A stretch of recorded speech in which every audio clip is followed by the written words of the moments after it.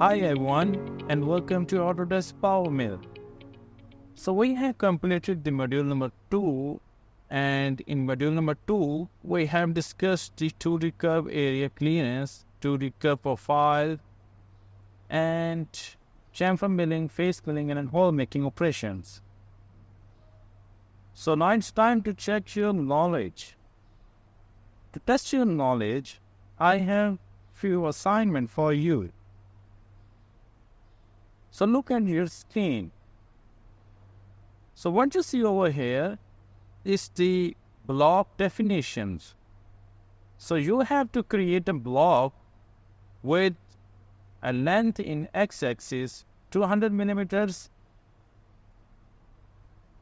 y is 150 and z is 52 millimeter with 2 millimeter face up for face milling operation.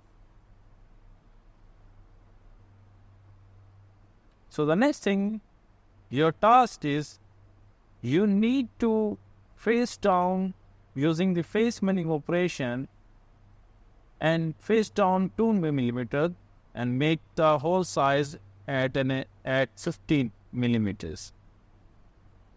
You have to create a curve at the center of your workpiece with a dimension of 150 into 100 and 30 millimeter in depth, with corner radius at 4, which is radius 10 millimeters. So what you have to do is you have to create 2D area clearance inside this profile, which is mentioned with an arrow.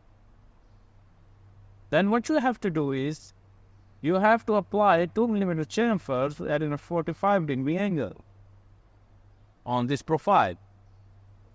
And after clearing all these inside, you have to apply 2D profile clearance outside of this profile to remove that material.